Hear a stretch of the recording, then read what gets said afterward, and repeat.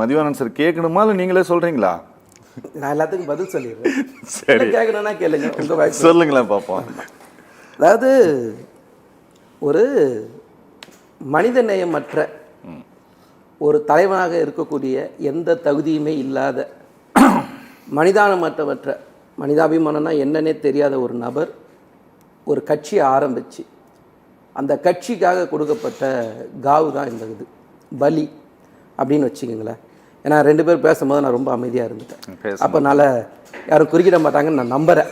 பரவாயில்ல, உங்க டேன் வரும்போது நல்லா சொல்றேன்ல, நீங்க டேன் வரும்போது சொல்லுங்கல்ல, ஒன்றும் பிரச்சனை இல்லை.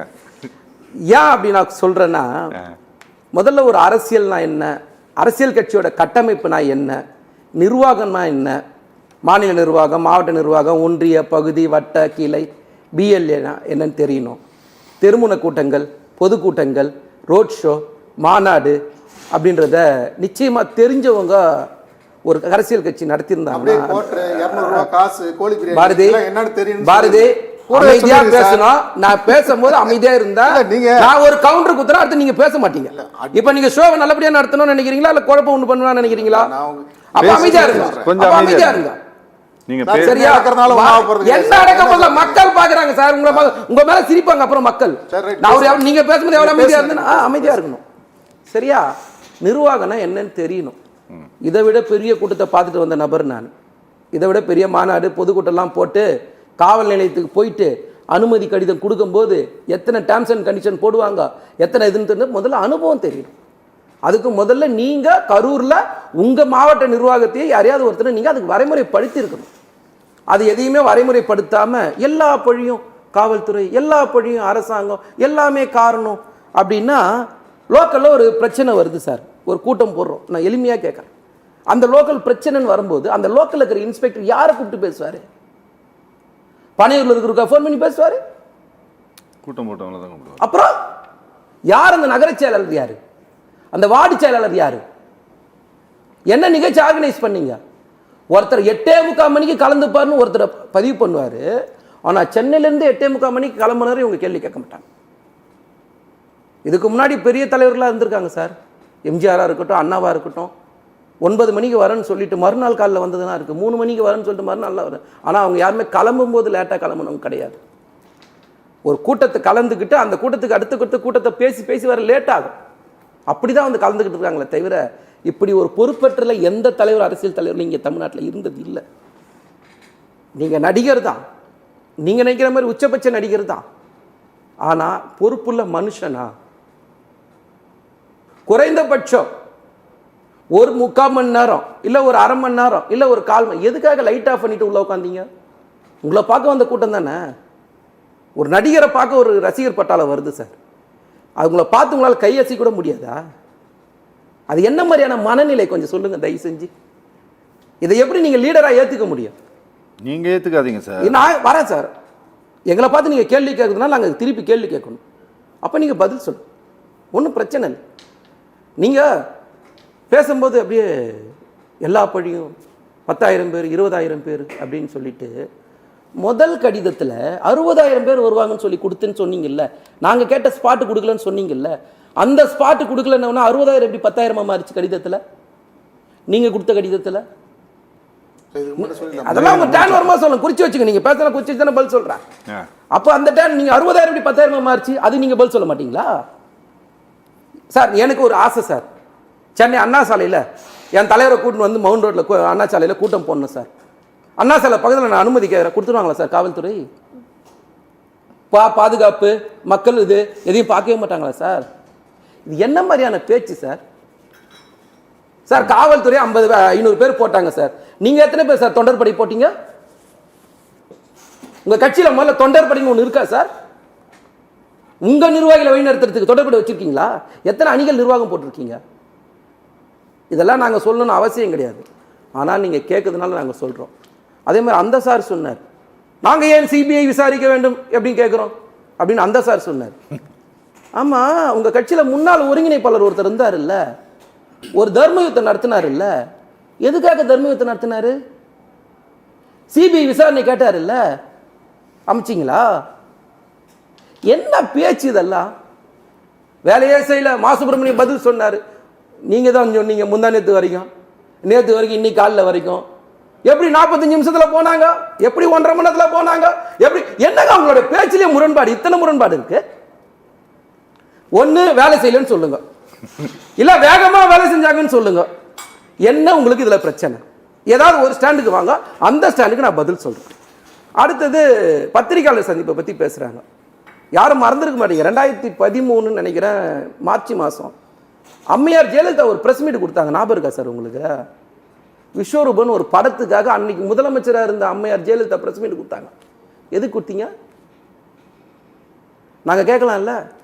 சரி, அரசு அதிகாரிகள் கொடுத்தாங்கன்னு சொன்னாங்க சார். என் நண்பர் ஒரு ட்விட்டரில் ஒன்று போட்டிருந்தார் சார், அரசு அதிகாரிகள்லாம் கொடுத்ததை பற்றி. இதுக்கு முன்னாடி பண மதிப்பிழப்பு அப்போ சக்தி காந்ததாசும் உர்ஜித் பட்டேல் தானே சார் பிரஸ் ரிலீஸ் கொடுத்தாங்க. ஏடிஎம்கே பீரியட்லயும் சார் கொடுத்தாங்க. அடுத்தது நான் என்ன கேட்குறேன்னா, இது பல காலகட்டங்களில் இருந்திருக்கு. அதுவே இல்லாம வந்து எதிர்க்கட்சி தலைவர், மாண்புமிகு எதிர்க்கட்சி தலைவர் எடப்பாடி பழனிசாமி இந்த கேள்வி கேட்டதுனால நான் பதில் சொல்றேன் சார். அவங்க ஏன் கேட்டாங்கன்னா சார், நீங்க அவரு கேட்டதனுடைய அர்த்தத்தை நீங்க புரிஞ்சுக்கணும். நீங்க உர்ஜித் பட்டேல் பேசிய போதோ அல்லது கோவிட் காலகட்டத்திலோ எந்த ஆணையமும் அமைக்கப்படல. புரியுங்களா? இந்த சம்பவம் தொடர்பாக விசாரிங்கன்னு சொல்லிட்டு ஒரு ஆணையம் அமைக்கப்படல. ஒன் மேன் கமிஷனோ அல்லது 3 நபர்கள் கொண்ட கமிஷனோ அமைக்கப்படல. நீங்க இந்த தடவை நீங்கள் ஆணையத்தை அமைத்த பிறகு, நீங்க இதுக்கு தெளிவான பதில் சொல்லுங்க. ஆணையத்தை அமைத்த பிறகு நீங்களே அரசாங்கத்தினுடைய உச்சபட்ச பொறுப்புல இருக்கக்கூடிய அதிகாரிகளே உட்காந்துக்கிட்டு நீங்க ஒரு விளக்கத்தை கொடுக்குறீங்களே, அதுக்கு என்ன காரணம்னு கேட்கிறாரு. நியாயம் தானே?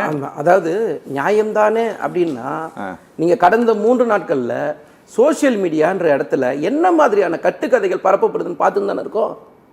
அப்ப பதில் சொல்ல வேண்டியது ஒரு அரசாங்கத்துடைய கடமை இல்லையா? கடமை. ஆனா அரசாங்கத்தின் மேல எழுப்பப்படுகிறதா, திமுக மேல எழுப்பப்படுகிறதா? அதுதான் நான் சொல்றது கேளுங்களேன். நீங்க காவல்துறையை சார்ஜ் பண்ணும்போது யாரு? ஓகே. கலெக்டர் அனுமதி கொடுக்கலன்னா யாரு? இங்க பிரச்சனை என்ன தெரியுமா சார்? ஒரு நெட் இன்டர்நெட் ஃப்ரீயா இருக்குதுன்றதுக்காக, சோசியல் மீடியா ஃப்ரீயா இருக்குதுன்றது என்ன வேணா பேசுற கட்டத்துக்கு நீங்க வந்துட்டாங்க சார். அதுல எந்த விதமான ஆதாரம் இல்லாம பேசுறாங்க நான் சொல்ல வரேன். சரி, நீங்க சொல்ற எல்லா குற்றச்சாட்டுக்கும் நான் பதில் சொல்றேன்னு சொல்ல வரேன்.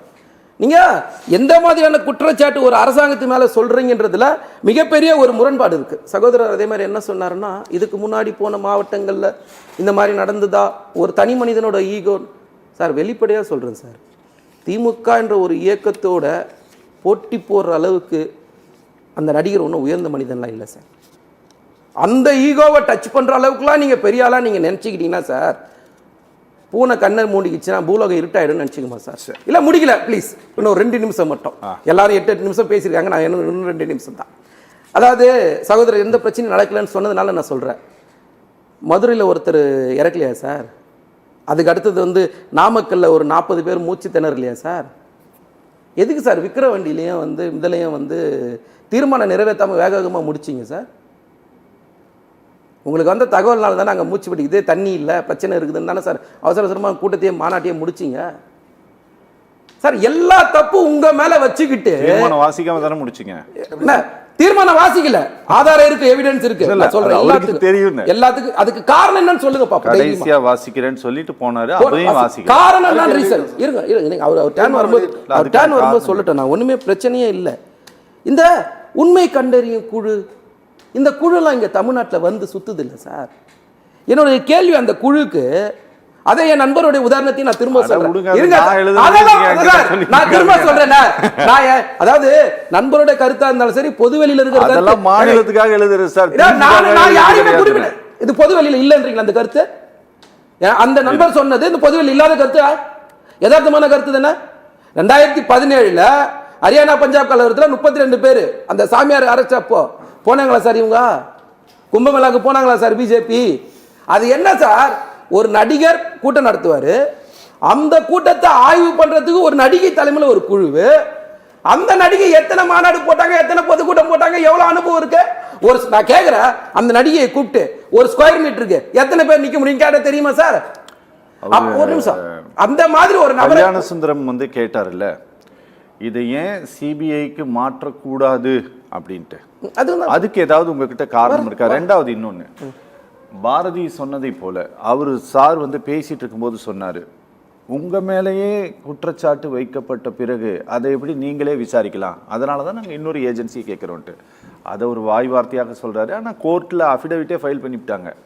திரு செந்தில் பாலாஜி மேலே எங்களுக்கு சந்தேகம் இருக்கு, லோக்கல் பொலிட்டீஷியன் தான் இதை செஞ்சாங்க அப்படின்ட்டு ரிட்டன் அஃபிடவிட் ஃபைல் பண்ணியிருக்காங்க. கோர்ட் எடுத்துக்கிச்சா, அதை அக்செப்ட் பண்ணிக்கிச்சா? இல்ல வர ஓகே வர சார். அதாவது அது எங்க சந்தேகம் வருதுன்னு எங்கேயோ வந்து போகுது சார். சார் சொல்லி முடிச்சது என்ன, கல்யாண சுந்தரம் கேட்டாரு எங்க சந்தேகம் வருதுன்னா செருப்பு எப்படி வந்தது அதனால எனக்கு சந்தேகம் வருது அப்படின்னு அவரு தான் கேட்டார்.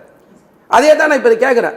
இப்போ இந்த பெரிய பெரிய லீடர்ஸ்லாம், உதாரணத்துக்கு ஒரு உதாரணம் சொல்றேன், இந்த ஜார்ஜ் புஷ் ஒரு ப்ரெஸ் ரிலீஸ் கொடுத்தாரு. அப்போ ஒரு ஷூ வந்து தொப்புன்னு வந்தது, எல்லாருமே ஒன்று பார்த்தோம் தெரியுமா, எவ்வளவு செக்யூரிட்டிக்கு அப்புறம் உள்ள வந்திருக்கும் அது.